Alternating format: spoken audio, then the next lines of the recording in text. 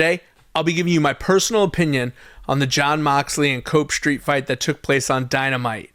Go ahead and hit that like, subscribe to the channel. Let's get into it.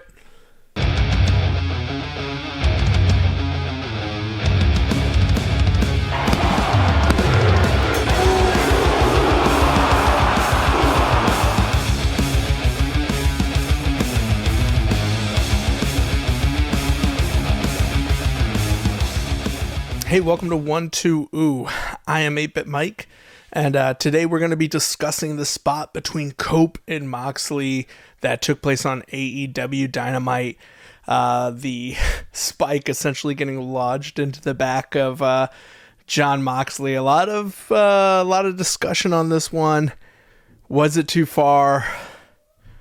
Was it too much for a televised event?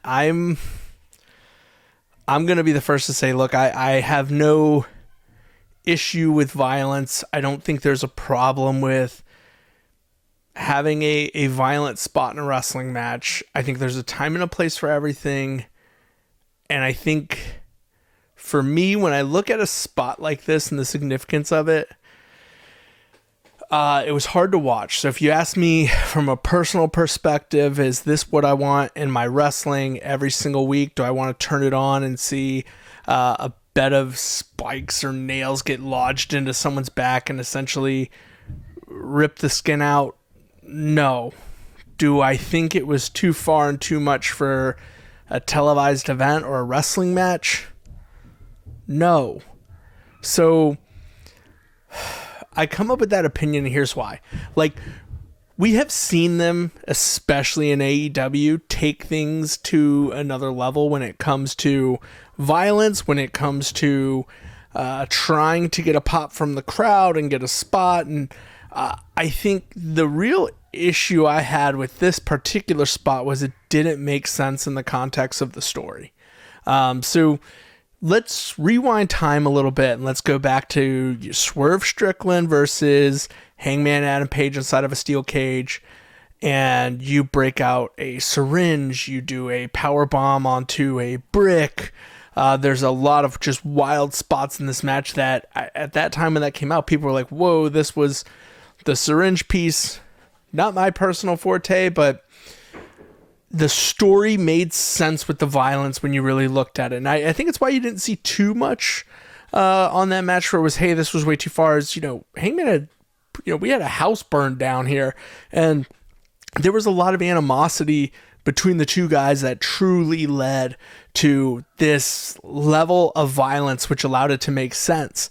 You take a look at, and it's not just AEW, you take a look at the WWE, you take a look at CM Punk versus Drew McIntyre, right? And inside that Hell in the Cell match, this essentially escalated over a friendship bracelet, but there was so much emotion behind it, so much story that they could pull a tool out of a toolbox and dig it into somebody's skull and do this. The violence matched the story.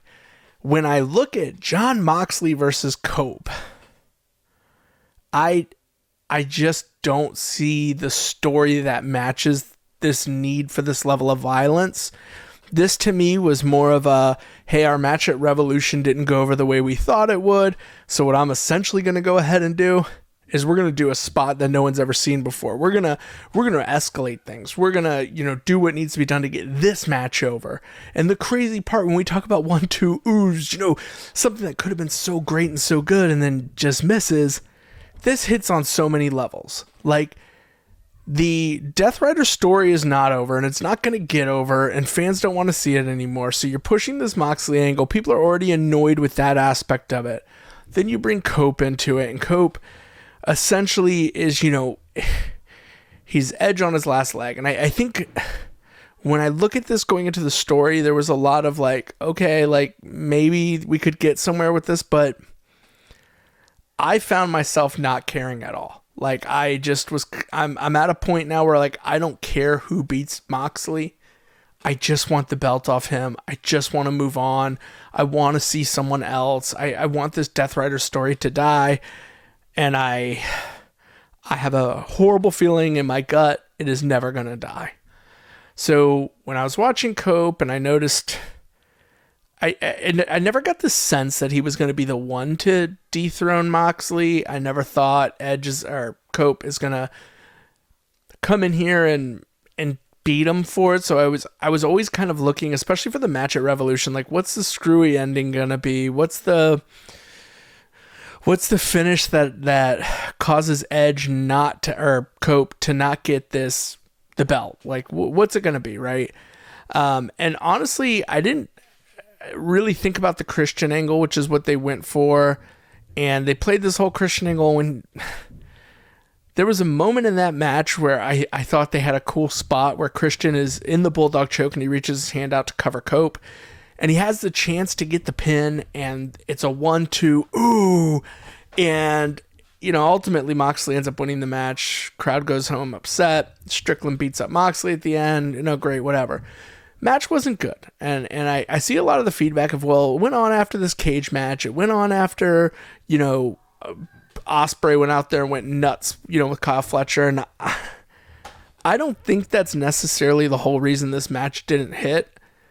I'm just not sure all the pieces were there for this match to be great in that pay-per-view. There was a lot of great spots in that pay-per-view. And this kind of bringing it all home without a shocking finish or anything like that was really disappointing. So what do they in their great wisdom decide to do ultimately when we come off of this match? It was disappointing. They didn't get the reaction they wanted from the fans. They decide, hey, we're gonna run it back again in 2 weeks. Because that's what everybody wanted. We're not just gonna run it back. We're gonna make sure there's no rules. It's gonna be a street fight. And we're gonna try and elevate it and take it up one more notch so that maybe we can end in a good spot. And the crazy part was, on the pay-per-view card, with what you had there, this shouldn't have headlined. If you put this match maybe earlier in the night, maybe it comes off better. Since there was nothing crazy happening at the end anyways, why not put it earlier? Let them get the crowd when the crowd's fresh. Maybe they're into it more.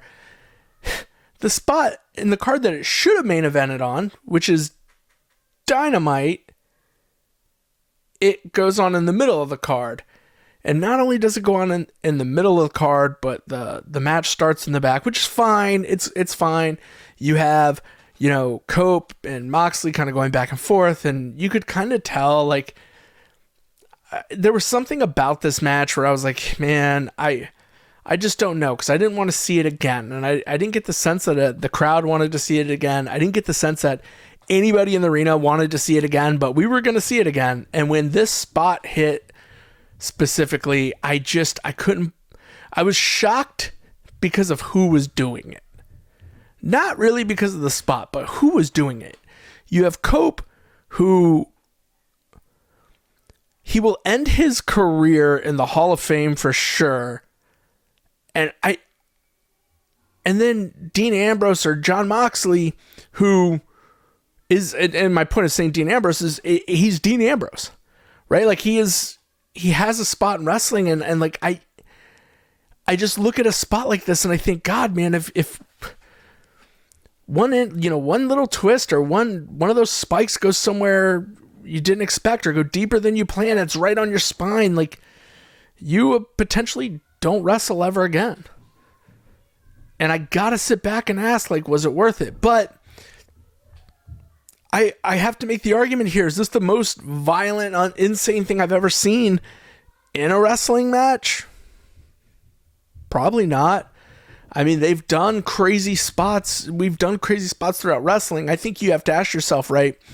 Is this our brand? Is this who we want to be? Do we want to take our megastar veterans and put them in a position like this? And if your answer is yes, then that's the brand you are. And I think everyone who's there is a professional.